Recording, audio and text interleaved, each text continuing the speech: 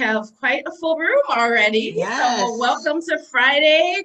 We have some wonderful guest speakers here with us again. But before we introduce these wonderful ladies and this topic, as you know, we always cover kind of our ground rules and what we're in for the week. So I wanted to just welcome you all. Thank you all on Team Live and Team Replay who are here with us to hear this topic today. So we are here on Friday, so we are recording. If you choose to have your cameras off, we know that sometimes people are at work or they just prefer to have their cameras off. We take no offense to that because Suman and I have worked very hard to create this as a safe space. So please know that you can contribute in the chat. We will be monitoring that throughout, and our speakers may be as well, but we'll keep the conversation going. So feel free to do that or to turn off your mic. So this is definitely, yes, Nicola, the chat is always fire. So we're gonna have some lively conversation today. I know there was a lot of chatter around this topic, so let's just hop right into it. So today we're talking with TJ Everhart and Tonya Floyd-Chambers, and we're talking about apathy and lack of voting knowledge in the Black community.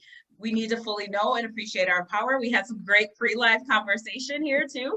So let's hear a little bit about these ladies. So Tawana TJ Everhart, MSM, has over 20 years in operations management within Wells Fargo, Fidelity National Information Systems, FIS, you may know it as, and Team Mobile, just to name a few. She is the owner of TJ Everhart Consulting, an operations and performance management consulting firm. Her firm helps organize identifying the human gaps within their operations and impact their performance. They also offer training solutions to correct them. Together with Tonya, TJ is the co-owner of Capture It Training Solutions, a workplace learning and development training company. Tonya Floyd-Chambers is an attorney for 25 years. She specializes in employment law, my favorite, being in HR. She has previously served as in-house attorney for Walmart. Along with her company, TFC Employment Law, she is the co-founder and co-owner of Capture It Training Solutions, a workplace learning and development training company, which we just heard about with Ms. TJ. So let's welcome these wonderful ladies to the stage today. Ladies, do you want to tell us, maybe we'll start with TJ, why you wanted to talk about this topic, and we could just kind of open it up that way. Yeah, and thank you for having us. This, anytime we can talk, Tonya and I like to talk. So good, we can stop talking to each other and talk to some other people. So we are always, especially in this time, we are always talking about what is going on in politics. As you guys will see, my lovely partner has a BS in political science. So all things politics she loves. Like, she would talk politics when we're talking about a bank account, like who's gonna, where are we gonna go? And she was like, did you see what just happened with, And so during this time frame, we often talk about the lack of involvement and engagement and the lack of knowledge that, especially in the African American community, people don't understand politics. Not really. They're so focused on the national things. They're so focused on the president and the presidential election. They're not even understanding the impact of the Congress, the Senate, the House, the local, the judges, all those things. So Tonya and I talk about it all the time. And so thank you, Suman, for giving us this platform, and Tiffany, both of you, for us to have a conversation besides with ourselves, because we do this all the time. So Tonya, why do you think we need to talk about this? Give us your nuggets too. Well, I just also want to echo my friend and business partner, TJ, and thanking Tiffany and Suman for inviting us. It is such an honor to be here, and we come definitely with authentic vibrance for this topic, for sure. As TJ said, in addition to being an employment attorney, I have my degree in political science, and I have truly loved politics since I was 6 years old. I was that child, absolutely. And politics, and when we say politics, sometimes people think, oh, politics, that's such an ugly word, but it impacts every aspect of our life. And as we were talking about, in our pregame show where our conversation was getting hot, ladies, awesome. As I was just giving examples of people that come to me as an attorney and will ask me about matters, particularly in my area of expertise, and we can even get into this more in just a little bit, regarding the workplace and their workplace laws. And a lot of people, especially in our area of the country, yes, you know how you can talk about family, everybody? So I'm going to talk about family. TJ and I are from the South. We're in the And South. our workplace laws, I'm from Arkansas, she's from Alabama. And our workplace laws, for instance, don't compare with our brothers and sisters in states like California or New York or Massachusetts or District of Columbia, like where Suman is from. And so when people ask me those questions, well, why, you know, we were saying in the pregame show, as I call it, well, you know, why didn't I get this amount of leave, you know, for my time off? Well, your friend or family member is in, for instance, in that state where they have paid family leave. Your state doesn't. Did you vote in your state lawmakers? And I've heard people have, and I've heard people have actually told me, what does that have to do with anything? So we have to understand in our workplaces, in our day-to-day lives, our schools, our roads, politics means everything. And we, the people, need to understand our own power, our own voting power. And so that's why this topic and this conversation is so important. And I do not mean to get biblical on everybody, but the word says that people will perish for the lack of knowledge. And in all thy getting, get an understanding. And that's what we just hope to give today. And I encourage you all, each one teach one, because our vote is our voice, and it's so important. And that's why until the day I'm called home, I will always make sure I'm passionate about this and help spread the word to others. And I'll say that again, because I'm with her every day. So we have a daily conversation about something as it relates to politics. And you know, I'll say like, okay, well, don't get upset when Junebug or Ray Ray gets picked up for an ounce of marijuana and they're thrown the book. The judge that they go before throws the book at them. Mm-hmm. And then when you ask them, well, did Ray Ray and Junebug and y'all vote for the judge? And most of the times people don't even know who the judges are, what the judges stand for. They don't even show up. And they don't understand that we can't just focus on the national elections. So as you probably can see, the more we talk about this, our passion for it will probably come out. Absolutely. And I just want to spread the word. I think everybody should be passionate about this, because we're talking about the laws that impact every aspect of our daily lives. And at the end of the day, that's what politics is all about. We have to understand the lawmakers work for us. We don't work for them, they work for us. And we need to know and understand our power. And I don't think a lot of people really understand that. We can see that in the conversations when we're so heavily pressed about the president, and then you don't think about the president. He doesn't make the laws. And so when you go back and tell people, let's talk about what you learned in civics. Well, Tonya constantly reminds me, for everybody that's here, I live in Alabama.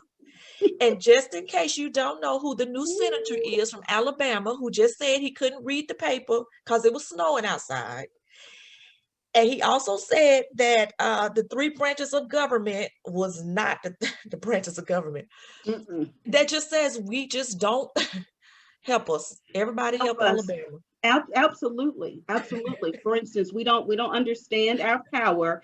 And so, for instance, the state of Alabama, people didn't come out to vote, and so they voted in Tommy Tuberville over a civil rights attorney, multiple years of experience, Doug Jones, over somebody who I'm wondering if he passed ninth grade civics. And so, you know, it's become a popularity contest versus who can advance those things that will make our cities, our counties, our states, and our nation better.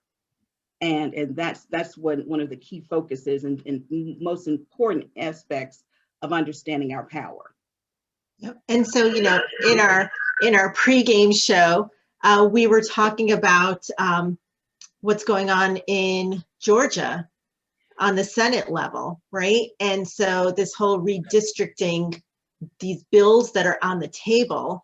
So if we don't get out there and vote, this is what ends up happening, is that you get the types of leaders that you talked about, as well as these senators in here who are saying, oh my gosh, they are getting a little bit too powerful. Look what happened in this state. Let me start to switch things around so that they can't become as powerful as they're supposed to.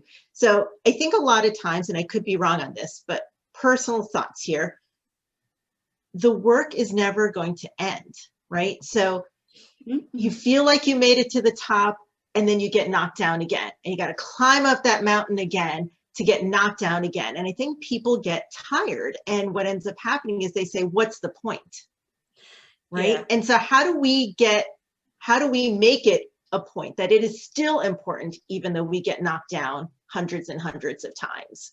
So if I could speak to that, coming from and living in Birmingham, Alabama, where dogs were sicked on us and water hoses. I mean, so I know here in Alabama, sometimes the apathy comes from the fact of we don't think that our voice matters. But then I have to say to people, if our voice didn't matter, why do you think they fought us so hard to not be able to vote? Let's just have a rational thought around it. If it never mattered, they wouldn't have done all the things that they do to us.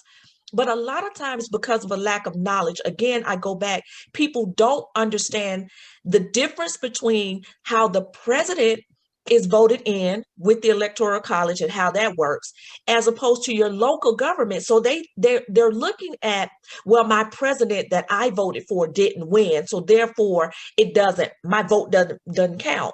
Well, okay, most people probably fell asleep in political science. Only Tonya was listening. If you took it, she was the only one that was in class that really loved it and probably was eating it up and drawing and coloring. The rest of us was probably playing with our fingernails and like, get us out of here, right? Because it was the worst in school. Sorry, Tonya.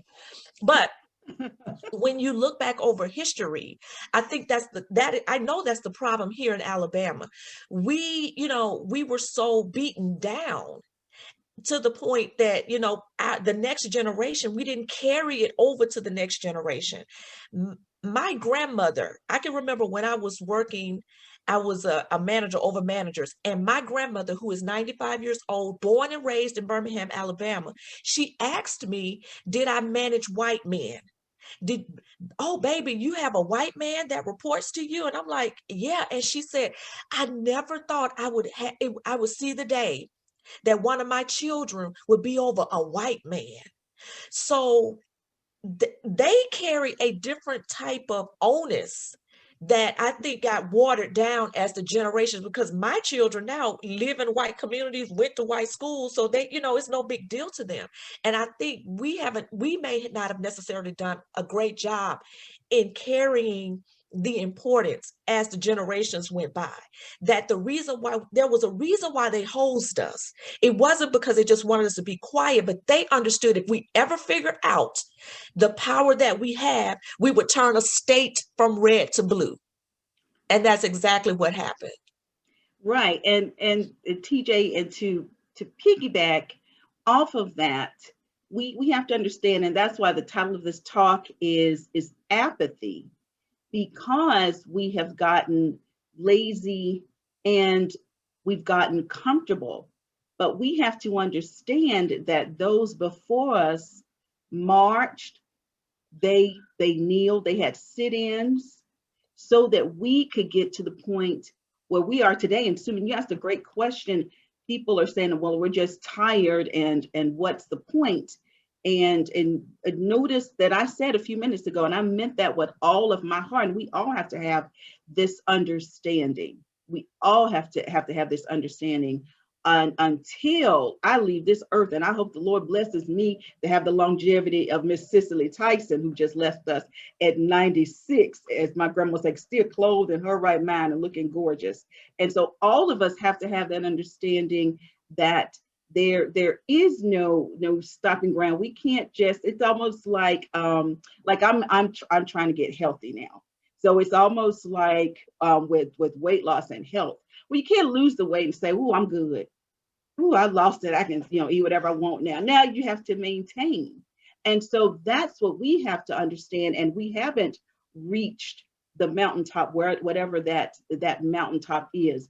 This is an ongoing journey. And T, you mentioned about our presidential elections, and as we were talking before the show started, it's sad when we can boast if we have 60 to 65% of our voting electorate voting in a presidential election, saying that's good.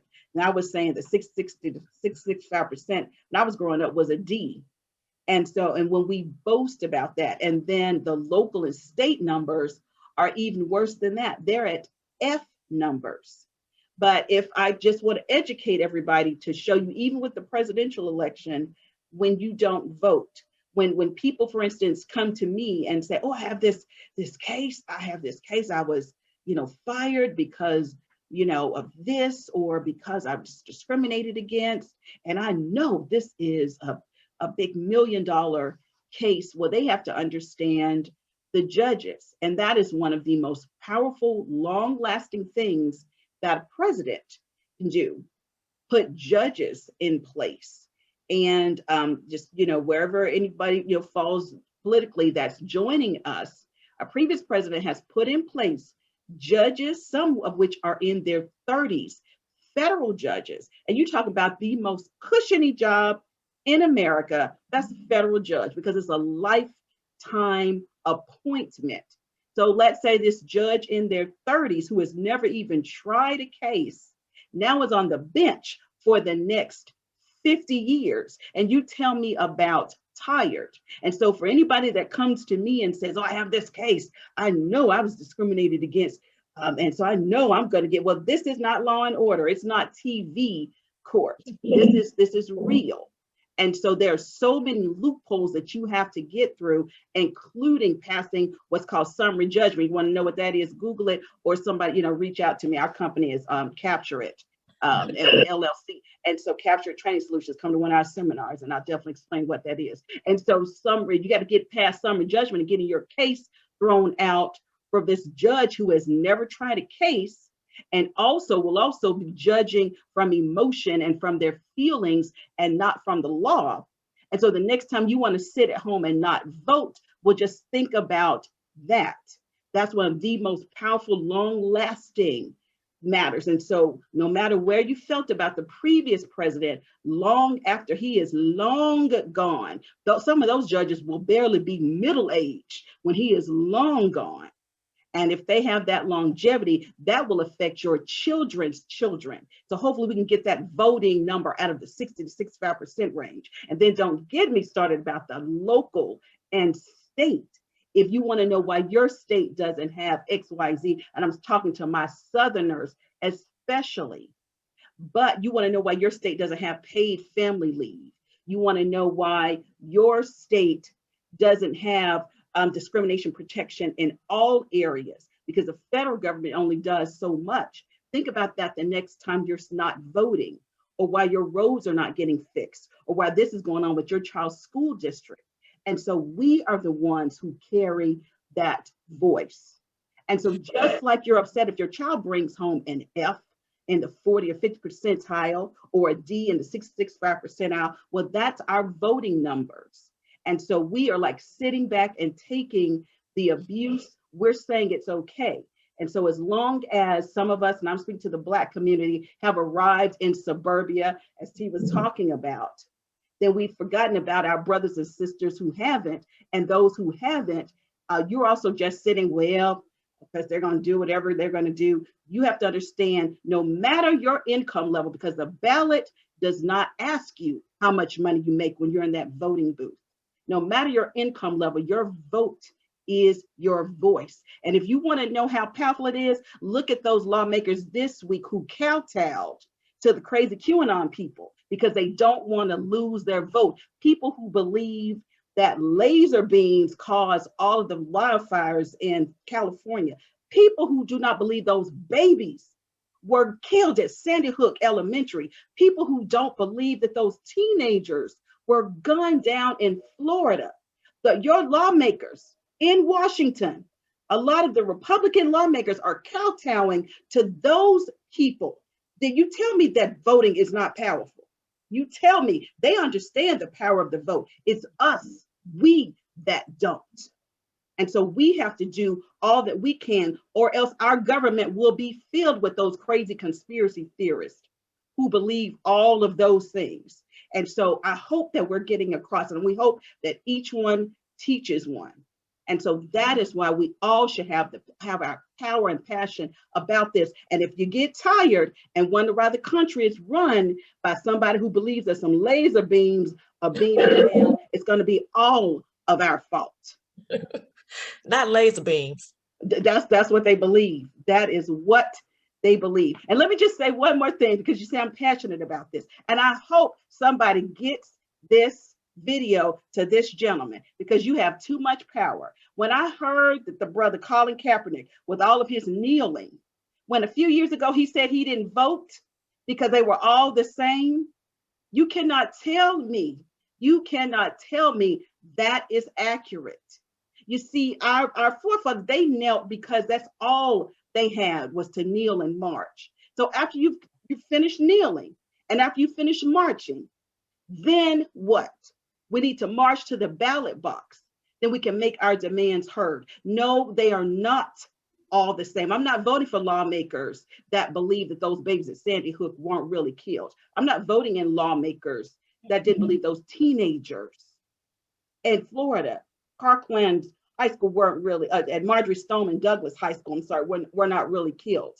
I'm not voting in lawmakers that believe some laser beam foolishness. So no, they are not all the same. And voting is powerful. If you don't believe it, once again, look at the lawmakers kowtowing to conspiracy theorists. So yes, our vote is our power. And when we all understand that, you'll have an amazing transformation in this country like you have never seen, when we all understand that, not just the crazy conspiracy theorist. Yeah. I know I preach, so let somebody's church say amen. Amen. The church say amen. Amen. The place will be passed around. The chat is amening and preaching it. It is lit. It is lit. Do I need to pass around a collection plate? Oh, it's already been going around.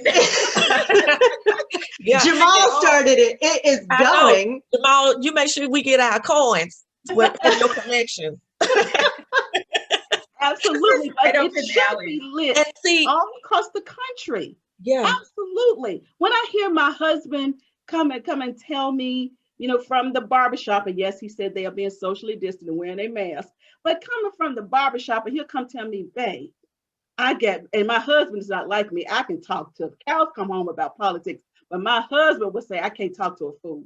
I just can't, you know, I just can't. Well, I can talk to a fool. I absolutely she will. And when they tell me, oh, it doesn't matter. Oh, they gonna do what they want to do. Well, who is the they, everybody? The they is all of us. All of us. And that is what we have to understand. That and I usually are the they. See it, you know, when in the corporate world, because I was a manager over managers, I would have a lot of younger people under, you know, in my organization far below. And every election I would say, hey, you going to vote? Because I could give them the ability to go. Hey, I'm going to give you the time off, go and vote. Oh, no, Miss TJ, we supposed to vote today? I'm like, what do you mean? You don't even know that today is a day to vote. Like, oh, Miss TJ, what's happening today? Oh my God, I just fall out. How do you think change is going to happen? Stop listening to your friends that's talking just as crazy as you and educate yourself. We have 18-year-olds. My 18-year-olds, as soon as they turn 18, you going to vote, you know, and we have got to build, I'm saying, especially for the younger generation. And I can speak exactly from here, being in Birmingham, I see the apathy and I have to remind them there is no, I'm telling y'all right now, I would have been with Malcolm X and not Martin Luther King, because the minute you spit on me at the counter, somebody is going down. I'm not, bless me, Jesus. You know, I don't know how they sat at the counter and let folks keep spitting on them, but they sat there at that counter and people spat on them. Here in Birmingham, Alabama, where you live, and you will tell me you didn't go to vote, and they got spat on. Okay, and we won't vote. And I fought. The fault is with us. I have to say that. I have to make sure that I give that to my daughters, and both of my daughters know it's not an option. That's not an option. I don't know, it's not an option to not vote on any of the levels. So we as a community of people, even our allies who are on here now, you're going to have to turn to the younger generations and say to them, hey, you know what's up? You're going to vote today, right? And you have to say to them, no, you don't have an option not to. It is not an option. Mhm. Because you will your cousin, you or someone else will stand before this judge and don't say anything when that judge throw the whole book at your family member, and you didn't even know who the judge was and didn't even think about looking those information up. And another thing, don't vote because of what your parents told you. Don't vote because of what everybody else around you is doing. Learn the candidates. Because I don't vote party line. I'm not a part. I just never. Now this past election, I just clicked one box. I was so ready for all of them to go. One box, all y'all gone. But I'm, click everybody. I want all of them. I don't even know all of them. But but normally I study the candidates, study them, listen to what they're saying, ask the questions, and then make a decision. But you can't just say, oh, it's okay. I'm not going. Oh, I mean, the generations have become so blasé. Oh, well, oh, it's an election. Oh, I'm not going. So, Yeah, people are often blasé and apathetic until something impacts them personally, and that's what happens. And young people, they know how to vote. Now I don't even know if this show is still on, because I'm busy watching my political shows, but they brag about how they vote in numbers. So are they still voting for American Idol? I don't know. But stuff like that. Like I said, I watch informational TV, but they know how to vote. Or if there's some type of vote on Twitter or Instagram or this new thing, TikTok, and so they know how to vote for those things that of areas of foolishness that are recreational. And definitely it's okay to have fun and do fun recreational things, but first and foremost, we have to care about our communities. We have to care about us. And there was something that you said, TJ, that was interesting. You see how politics impacts everything. Remember, you said when you were a manager, yeah, you would allow people to go and vote. Well, that, for instance, if people come back to work with the I voted sticker, your managers, your bosses cannot write you up, cannot mark you tardy. Yeah, because voting is something that, of course, we're all supposed to do. I'm so glad you brought that up, because people need to understand these things. And so when you mentioned Georgia, they are trying, because once again, saw the power of voting. And Georgia turned blue for the first time about voting and stuff in many years. That's what Yeah. does. And so I think we have an amen corner, somebody. Yes. Solomon.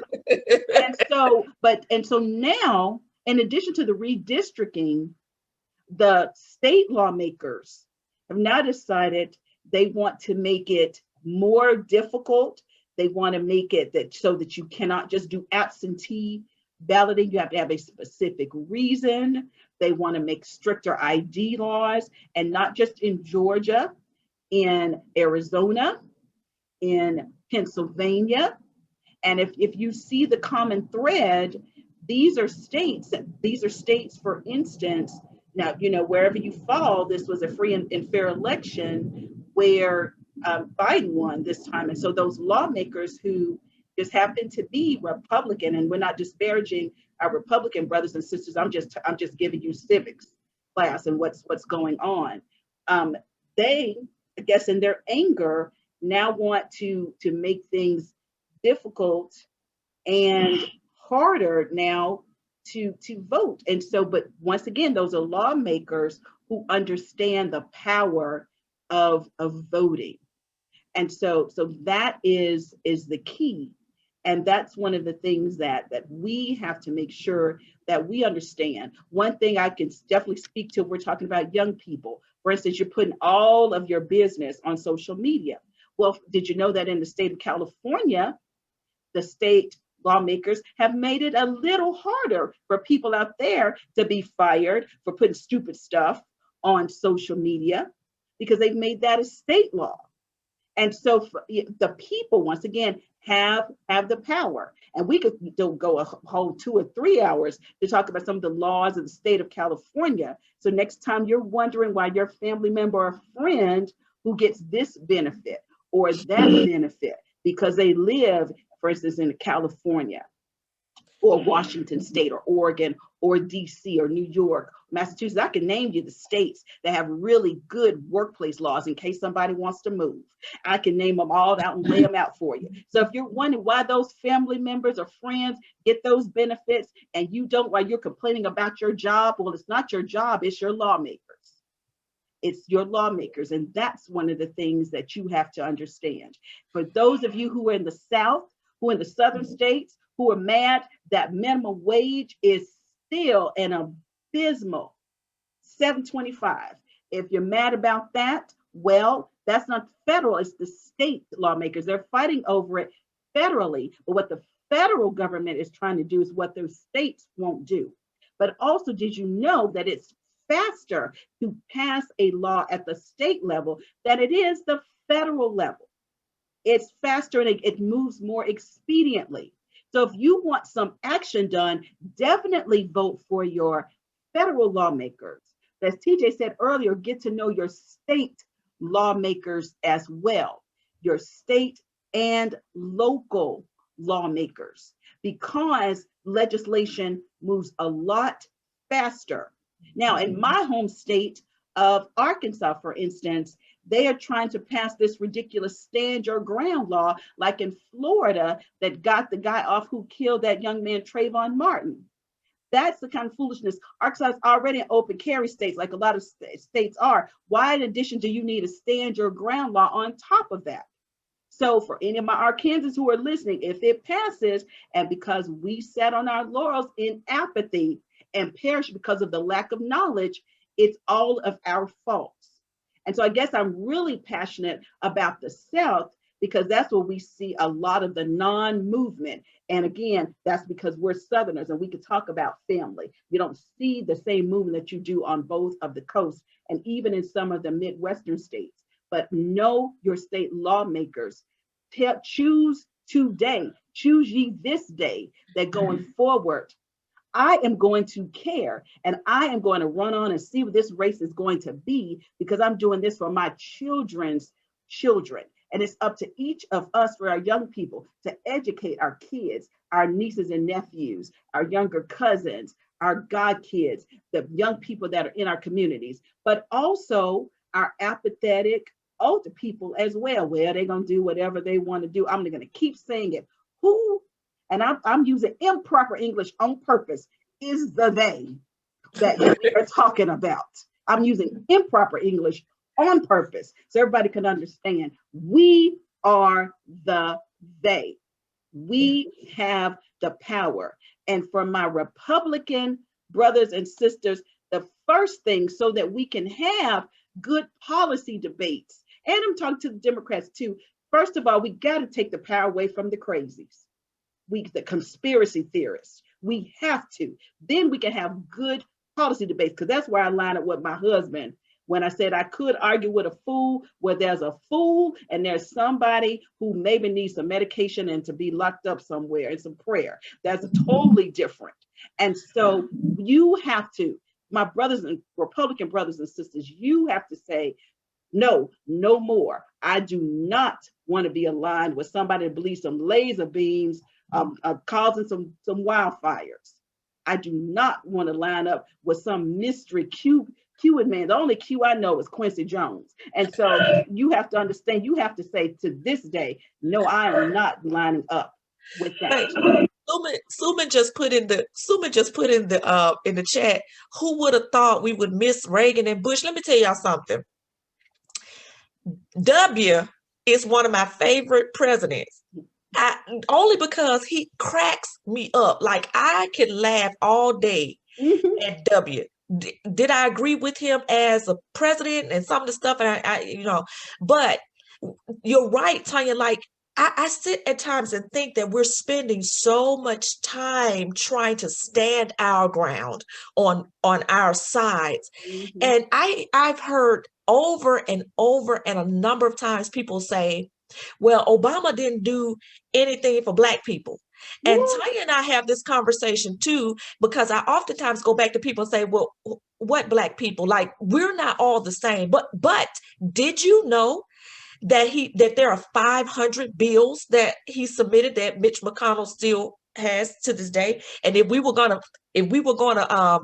cheat on an election, we would have got Mitch out. But people don't understand. They just keep thinking, oh, it's the president. The president can do that. The president is going to give us stuff. The president is not all powerful. So it goes back to our lack of knowledge.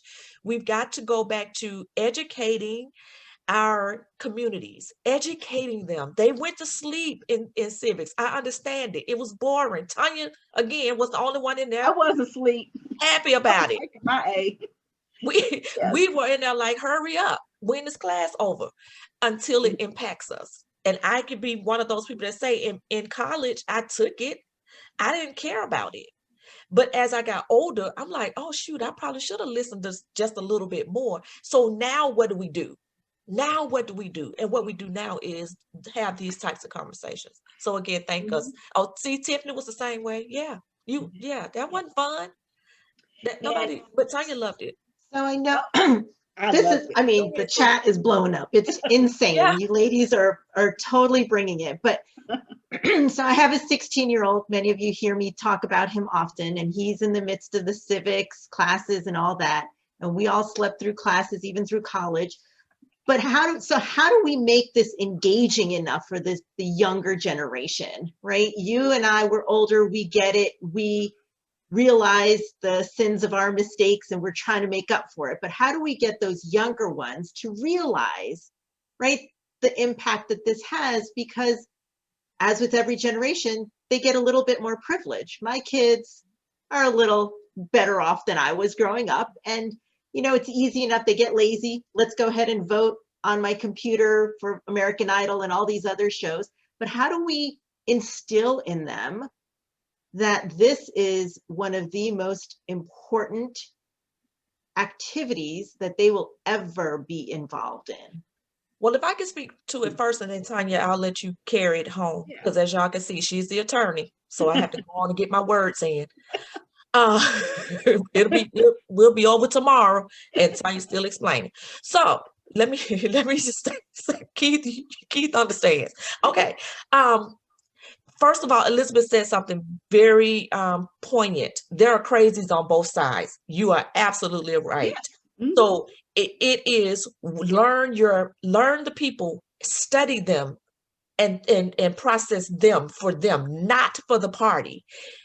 Don't vote just because of a party. Vote for what you stand for, and that person aligns with you. Suman, I will say, for me, I made it non-optional in my household. My daughters are mirroring my example. I model it before them. I'll remember when. So my kids, they're suburban kids. I'm a hood child. They from the suburbs. Okay, so I remember my youngest daughter one time. I asked her, did she want to go to our HBCU? The biggest HBCU football classic is here every year. Hundreds of thousands of people come. It's the largest in all of the country. And my youngest daughter said she didn't want to go because it was going to be too many Black people there. And I almost fell out. I said, what? Kept my necklace. She was about 12. She was like, it's going to be too many Black people there. And they get to fighting and stuff. I almost fell out. I was like, oh, child, you are the Black people. And so what that showed me was I did not continue to plug her in to our culture and to civil rights. She was disconnected from the struggle of it. So that right there made me say, okay, no, we about to go around here to the Civil Rights Museum. I've got to bring you back to, no matter who your friends are, you are still going to be deemed and viewed as a Black person in the United States, no matter if all your friends, because sometimes she was the only little Black girl in her own birthday party. She was the only little Black girl. And so I had to acclimate her back and teach her and be a mentor and a guide to her. So, Suman, that is what I have chosen to do, and not just for her. All my nieces and nephews, in an election come up, they already know Auntie about to call me, and I'm like, what time you going to vote? And show me the picture of your sticker. They already know it's not an option. So mimic and yep. so that they can mirror and make it a part of the household that Yep. this is what we do. And then I found my daughters were even saying to their friends, my daughters are 20, 24 and 20, and they were saying to their friends, did you vote? My daughter, my youngest daughter, was helping people get registered to vote. So they know it's just not an option here. And we have to continue to exemplify that. Yeah, absolutely. And start when they're young. My kids Yeah. have come with me voting in strollers. One Yeah. baby wrapped up, another one in strollers, and they Yeah. came, and now they both, my 16-year-old and my 11-year-old, we have the conversations, and not the day of the election, Right. but the weeks prior to the election, we have conversations about who's running, what's going on, what do you think, why do you think that way? My son can't wait till he's eligible to vote, and my daughter, who's 11, she loves her stickers. So every picture, every time we go, she puts a sticker. She, the future voter, she gets one of those stickers. But I think a lot of that is what needs to happen. But how do we get to families who don't think the way we do, right? Who are still the old mindset of, oh, I'm tired, or everyone else will vote. What's my one vote gonna do? How do we get to that population? Because that's the population we need to get to. Yeah, and I think it starts with, as we were saying, each one teach one. And I think Elizabeth, who said, yes, there are crazes on both sides. And that's why those of us that are grounded just with I'm just talking about common sense. You can definitely have policy differences. And I believe healthy policy debate is good. I say having different policies is like, if you walk into an event as a woman, you don't want everybody having on your same outfit. And so that's what makes the world go round, having different ideas and being able to engage and talk about those. And that even brings it to, how do we engage those who don't understand the power of their vote, who don't have as much of an engaged household? I have a 10-year-old son, and I am definitely at the dinner table. I would ask him what new did he learn today. I ask him that, try to ask him that every time at dinner. And I'm also, like you all, engaging him so that he knows, that he understands that he will vote. And when he turns 18, one of his gifts is going to be a voter registration card, one of his birthday gifts. And he's understanding now the power and the importance of voting, because he is being taught that in his household, in our household. And so he'll be able to say, in the household when I grew up, I was taught that, and then pass that down to my grandchildren, and then pass that down to my great grandchildren. And that's what we have to do, each one teach one. But for those individuals and those families who aren't blessed and fortunate in that way, we have to get out of our shells, out of our cocoons, and give back and reach back and connect. And so that's one of the things that we have to make sure of. And one of the things that is that's bringing people together, but it's also causing disconnect at the same time, is social media and the internet. Now, we know that with the pandemic this past year, of course, we've been apart, for safety purposes, but having those, whenever we can safely all get back together, having those, family picnics in the summer, and family dinners, and having those community events where you go and you reach out to people and show, no, voting absolutely is just not for the middle class and the upper middle class and the wealthy. All of us have a voice, and showing them, yes, if you don't think that one vote made a difference, you can just play them the tape of our previous president asking, can you please just find me 11,000 and something votes? Just all you need to do.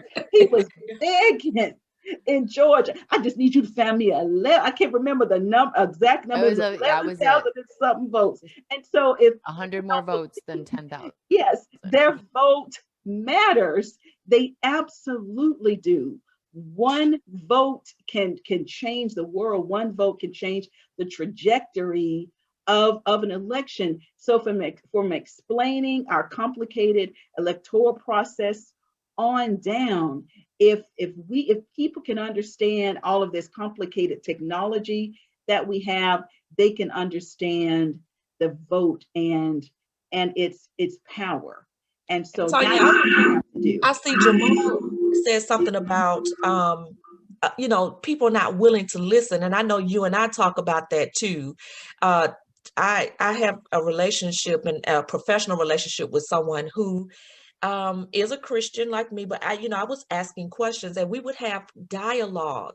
And some people will stop doing business with people that don't agree with them. Some people will not talk to me, and we will never, ever, ever move forward if we can't take the time and not judge, not sit in a seat of judgment of people, but actually listen. Just listen. And sometimes, some of the stuff is ridiculously stupid. And then now I have a friend that I won't even have a conversation with, because she does believe, she just told me that the inauguration was a fake, and it was a green screen, and President Trump is still the president. So, I don't even have conversations with, Keith, that's what she said. They're believing that now. Y'all know that the inauguration was fake. There was a green screen, and President Trump is still the president. So I don't have conversations with those type of individuals, but I will have conversations with a Christian that says, I don't understand how you can vote for someone and things like that. And we have healthy dialogue. So we do need to, for people who, I have that attribute because I've been a leader for so long. And with any leader, they know that if you're going to change the performance and the behavior of someone, you have to get to the root cause of why they're doing what they're doing. And you can't get to the root cause if you already come with the answer as to why they're doing it. So then it starts with asking the question. So let's talk about, why don't you do? Let's talk. And then people, as long as they know that you're not trying to judge them, nobody wants to be beat over the head with any of it. Listen and be kind, especially for those of us who are Christian. If you're not, whatever, right? But kindness will win you over. Be kind to people that are not like you, and listen. Just listen. Ask a question and listen. Now, TJ, I think you're talking. You bring up a good point. I think you're talking about two different issues. Right. We're talking about the issue of the people who don't listen, who may vote differently or think differently, versus the person who just doesn't vote at all. And it still ties into the same. My question to someone who doesn't vote at all is to listen to and ask the poignant questions to them. Why don't you vote? What are your thoughts? And let them know that I'm receptive, but to hear what they have to say. But we sometimes come off so offensive. Why didn't you vote? Well, I can't believe you didn't do. Don't you know that? Instead of being in a way of reception where people will be willing to speak with you, because nobody wants to be jumped on.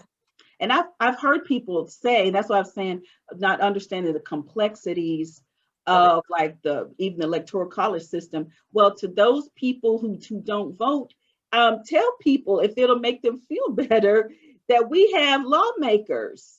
Yes, I am talking about Tommy Tuberville. I hope somebody gets him this tape. You stop talking about my smart senator. We have lawmakers who, if you ask them, can you explain the electoral college process? And can He you don't know. explain the three branches of government, the He don't executive know. branch, the legislative branch, and judicial branch? He We don't have know. lawmakers who don't understand. So those who say, oh, this is so complicated, that's why I don't vote. That's why we can have engaging, fun conversations like this. This has been such a blessing and a joy just engaging with you all today. And it's been fun. And so if we can just show our brothers and sisters, hey, let's just talk. We can have some fun now. After the pandemic is over with and my dad is over with, we could sit down with some cheesecake from the Cheesecake Factory, and we can. I can just have one slice right now, but we could just talk after it's over and dialogue, and I will be glad to show you why this is important. But yeah, just like you said, kindness, love, having fun, engaging, and showing people. And I'm telling you, everybody, the one common denominator that grown folks from a certain age have is work. And when you bring it back into the workplace, do you want paid family leave? Do you want mandatory sick leave? Do you want to not be fired for XYZ? Well, who makes those laws? The lawmakers. If you happen to be fired for such and such, don't get mad at the lawyer if they tell you that your case will be thrown out, because the judge, the federal judge who was put in place, never tried a case themselves, and might be a little racist or conspiracy theory or theorist or whatever. Don't be upset if your case is thrown out. Well, what does that have to do with? Well, let's talk about voting and how all of that works. And if you meet people where they are, and definitely with kindness, and then also, everybody, don't be afraid to admit our own shortcomings. We have all fallen short every day because we're all humans. And don't be afraid to say, I'm sorry, my bad, please forgive me. Don't be afraid to do that. My husband and I are building a house, and I asked, my husband was so mad at me, I asked our builder. I did, and I'm admitting it. I said, I just need to know if you were a Trump supporter before I let you build my house. I did, and I was serious about it. And after a few months, just recently, I apologized to him. I said that was wrong of me to ask you that. As TJ said, I asked him for his forgiveness. Now he was mad at him about the insurrection, so he had coming to light himself and to mad about some stuff. But I had to ask him for forgiveness so that he can build me a beautiful house. And so I'm honored to work with you and build. Look, he was what you say he was gonna do? Make my foundation shaky. But that's so that's what I'm saying, everybody. Don't be afraid to ask for forgiveness, and don't be afraid to say the words, I'm sorry and I apologize, because you want someone, you never know when we will need it back and forth one day, because we're all humans and we all mess up. We have some stuff going on in the chat, and I know we only have 5 minutes, and I have to cut my partner off. She's an attorney. So guys, I just want y'all to know that this is how our training classes are. We are just like this, and when we're training workplace laws and things like that, we make them fun, but I have to, I know her. So we have 5 minutes left, Suman. We don't want to run off. And Dwayne is posting in the chat. Colorado is an at-will employment. And Dwayne. Let me give. Wait. I'm gonna tell him on behalf of my attorney. Okay. I'm gonna tell him, Dwayne. My partner wants you to know that all states are at will except for one, and that's Montana. There you go, girl. I taught you well. In Montana. So I just want you to know that I've learned that from her. And you'll learn that on our podcast too. The Ops Manager and the Lawyer podcast. Go, girl. Yeah, we'll make sure that we put all those resources of how people can get in touch with you.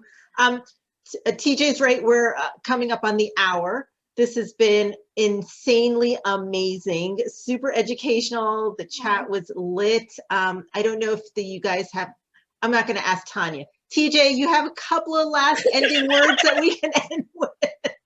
You You know, I Love would you, go ahead. Tonya, but I'm going to ask TJ if she has a couple of sentences, if she wants to wrap this up. And then if anyone wants to stay just a few minutes after we go unrecorded, you're more than welcome to. That's usually when it's, people will ask more questions. So TJ, handing it over to you for those final words. Love you though, Tonya. Oh yeah, no, definitely. Go ahead, girl. Thank you all. Thank you all for giving us again this platform for us to do what we do. As you can see, we could talk. And thank you for thinking about us. And then thank you for engaging the conversation in the chat. Tonya and I, you can find us again.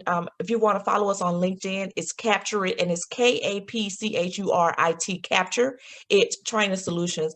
Tonya and I both are on LinkedIn, and my website, tjeverhart.com. But we're always available. If you want to talk about workplace training things, that's what we do the most. We talk about California, man. That's how Tonya and I met. I was training in California for a mutual client, and California gives away the cow. But Doug said that Canada does even more. So it seems like we all need to move to Canada for the good workplace laws. It's too cold. Yeah, but that's it. We appreciate you guys. Thank you for having us. When you want us Yeah. back? Oh, you are more than welcome to come back. We will absolutely. We have something up our sleeves. Yes, We'll be we do. in touch real Okay. soon. We Well, I just want to definitely say, do. yeah, thank you all. This has been wonderful. Just a true blessing. More dialogue, everybody. More dialogue and kindness. Yes, That's what we need. great Thank way you to all. end. Thank you, everyone. Take care. Awesome. Thanks, Okay, everyone. bye-bye, everyone. Thank Bye. you. And thank you, Suman and Tiffany. Thank you all. Y'all Thank some you. awesome Thank sisters. you. This was an amazing conversation. So hope to see you all back next week for the unrecorded session. Bye. Thank you. Bye-bye. Bye now. Thanks, everyone.